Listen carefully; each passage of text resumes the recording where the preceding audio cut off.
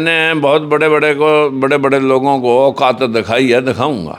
Sir चर्चा तो ये है कि आप पैसे लेकर फिर चुनाव लड़ने से पीछे हट जाते हैं।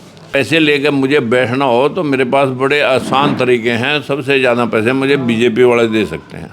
तो यहाँ गोहाना की बात करें सर, यहाँ अक्सर चर्चा रहती है कि आप चुनाव लड़ने यहाँ जाते हैं लेकिन बाद में यहाँ दिखाई नहीं देते।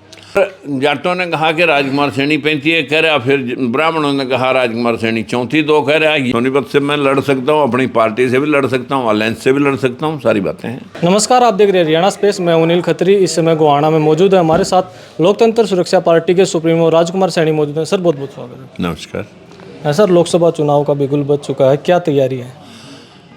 हम अपने सभी कार्यकर्ताओं से यही है कि सभी का एक मत है कि 10 की 10 विधानसभा लोकसभा सीटों पर लड़ा जाए, और अलायंस अगर हो तो अगर हमें 1 या 2 सीट मिले तो फिर उसके साथ अलायंस में जुड़ जाना चाहिए। कार्यकर्ता की मुख्तलिफ राय है, लेकिन सभी का मन ये है कि चुनाव लड़ना ही लड़ना है। और इस व्यवस्था को जो देश के अंदर जो मनुवाद ने नफ़रत का बीज बो दिया है, देश में भ्रष्टाचार मुद्दा नहीं, देश में बेरोजगारी मुद्दा नहीं, देश में महंगाई मुद्दा नहीं, देश में किसान मुद्दा नहीं, देश में बेरोजगार युवाओं की नौकरी मुद्दा नहीं, मुद्दा सिर्फ राम मंदिर का रह गया है। और राम मंदिर खाने को किसी को देगा नहीं, और वहाँ 300 करोड़ रुपये समथिंग इकट्ठे हुए, उसमें मैक्सिमम बहुत बड़े डोनर वो कितना फ़ायदा क्या क्या लेंगे, बैकवर्ड का तो उसमें कोई एक भी प्रतिनिधि है नहीं। लेकिन ये बात मैं ज़रूर कहूँगा कि देश में जिस प्रकार से बीजेपी नफ़रत का बाजार गर्म करके हिंदू मुसलमान में बांट करके, दलित पिछड़े में बांट करके, लोगों को डिवीज़न करके सत्ता में बने रहना चाहती है, अब जैसे ईडी और सीबीआई ने सभी जितने भी बीजेपी के खिलाफ बोले, उन सभी का कहीं ना कहीं जो लोग सरकार की कमियां गिना रहे थे, उन सब के खिलाफ ईडी और सीबीआई का दुरुपयोग हुआ। और फिर गहे बगहे उन लोगों को जो प्रेशर में दे करके अपनी पार्टी में मिलाया, चाहे वो अशोक चौहान है, चाहे वो अजीत पवार है, चाहे छगन भुजबल जी हैं, और चाहे मतलब जो है ना इनके और दूसरे जितने भी नेता हैं, वो अपने नीतीश कुमार हैं, ये सारे जितने भी लोग हैं, सब का पटियारा खोल के रखा हुआ था। और जो लोग इनके पक्ष में नहीं बैठे उनको सबको नोटिस दे रखा, अखिलेश को भी, केजरीवाल को भी, मायावती को भी, लालू को भी, मुलायम को भी, इन लोगों ने सबको प्रेशर दे करके सिर्फ ये है कि बोलती बंद रखो, अन्यथा जो है ना जेल में कर देंगे। यही व्यवस्था राजकुमार सैनी के साथ भी चल रही है। लेकिन हम एक बात जानते हैं, हम दलित और पिछड़ा, SC ST OBC और माइनॉरिटी के लोगों के हकों की लड़ाई लड़ रहे हैं, जो पिछले 28 साल से लड़ रहा हूं।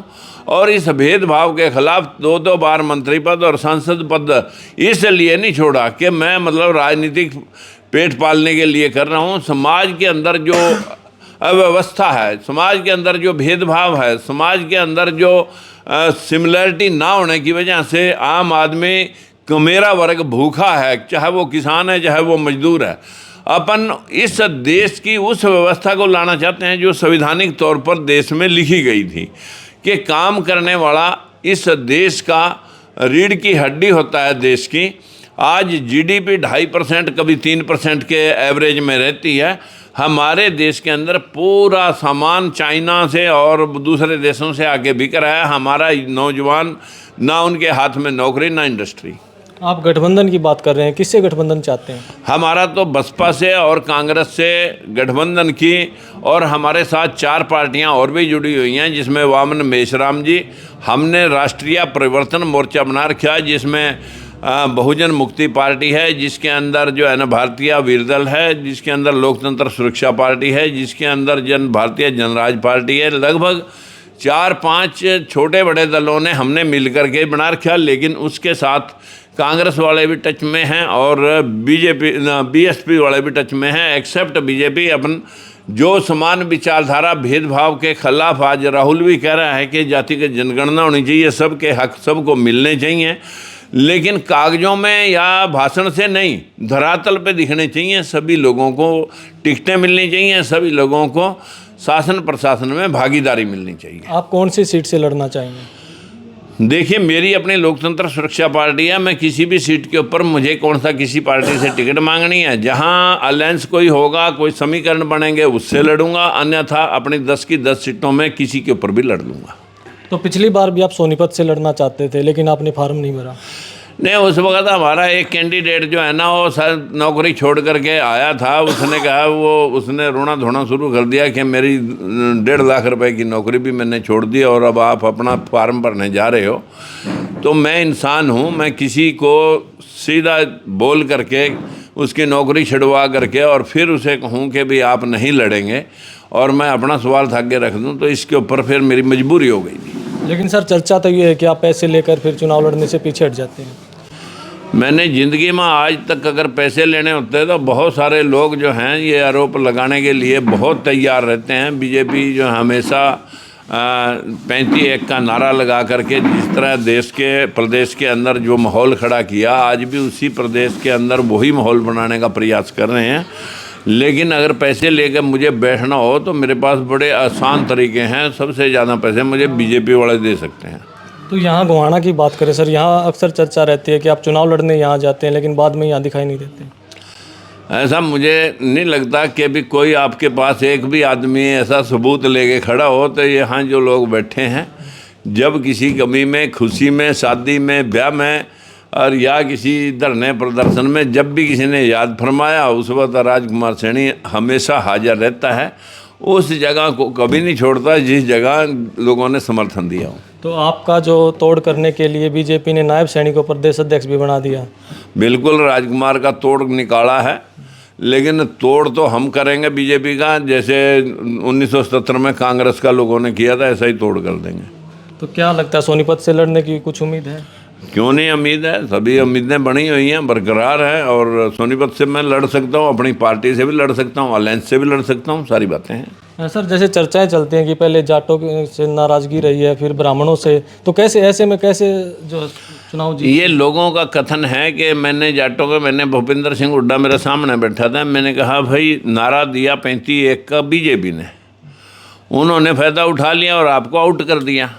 अब फिर यही बात होगी, वो तो इसी गेम पे लग रहे हैं। मेरा नारा तो 35-1 का नहीं था, मेरा नारा तो 100% आरक्षण का है। 100% आरक्षण के लिए हम रोज़ लोगों को वो दिखाते हैं, कॉपी पड़ी होगी लोगों की, एक की जेब में पड़ी है। और मैं दावे से कह सकता हूँ कि 100% आरक्षण ही इस देश का समाधान है। अरे वैसे ही पकड़ा देना मेरे को क्यों? ये कॉपी देखो, हमारे हर कार्यकर्ता की जेब में है। यही बहुत पुरानी होगी मेरे ख्याल, इनकी संभाली हुई, जिसमें मैंने कहा था कि 100% आरक्षण इस देश की मजबूरी है, इस देश को सिमिलर करने के लिए, बराबर करने के लिए। और जाटों ने कहा कि राजकुमार सैनी 35 कह रहा, फिर ब्राह्मणों ने कहा राजकुमार सैनी 34-2 कह रहा। ये सारे खेल उन्हीं मनुवादी लोगों के हैं जो लोग आपके बीच में नफरत फैला करके लोगों को इस्तेमाल करना चाहते हैं।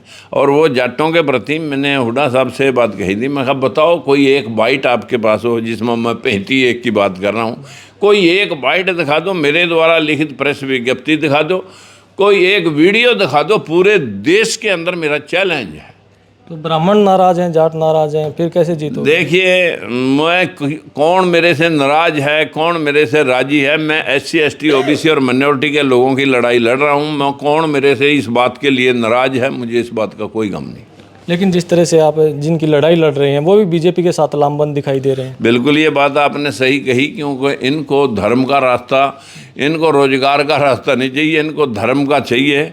और वो उस ढांचे में इनको ढाल रखा है बीजेपी के मनुवादियों ने। तो फिर ऐसे में जिनकी लड़ाई आप लड़ रहे हैं वो आपके साथ नहीं है, कैसे आगे आपकी? मैं दावे से कह सकता हूँ कि मैंने बहुत बड़े बड़े लोगों को औकात दिखाई है, दिखाऊँगा।